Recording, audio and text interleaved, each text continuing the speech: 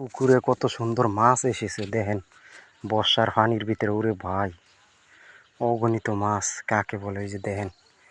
আসলে এগুলো সম্পূর্ণ হইল নদীর মাছগুলো। এই যে দেখেন, এই যে কি সুন্দর সুন্দর শিং মাছ, কই মাছ, এই যে দেখছেন।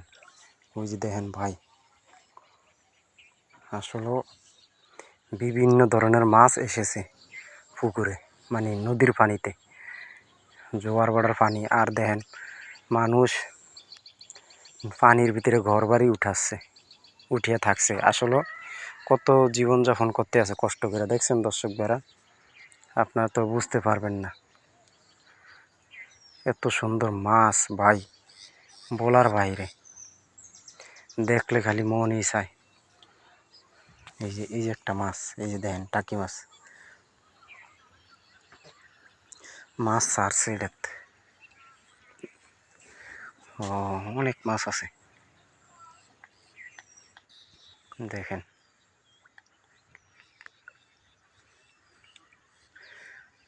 এত কি মাছ ছাড়ছে খালা? এই যে প্রচন্ড মাছ ছাড়ছে,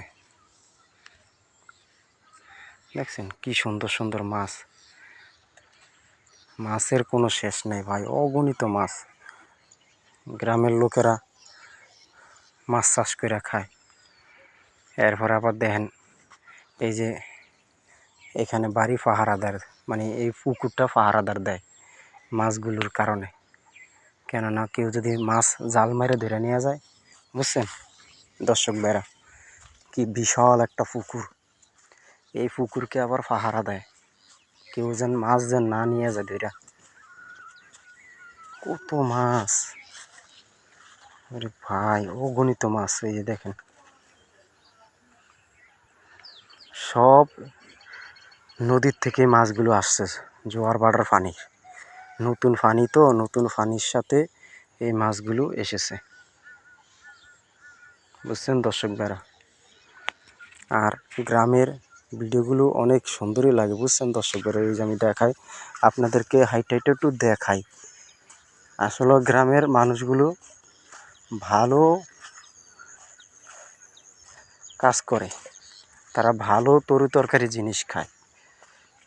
জোয়ার ভাটার পানির সাথে মাছগুলো এসেছে, এই যে দেখছেন।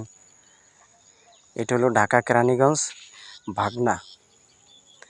এই যে দেখেন, টংঘর উড়িয়া পানির ভিতরে দোতলা টিনের ঘর উড়িয়া হেরপরে থাকতে আছে, বুঝছেন দর্শক ভাইরা।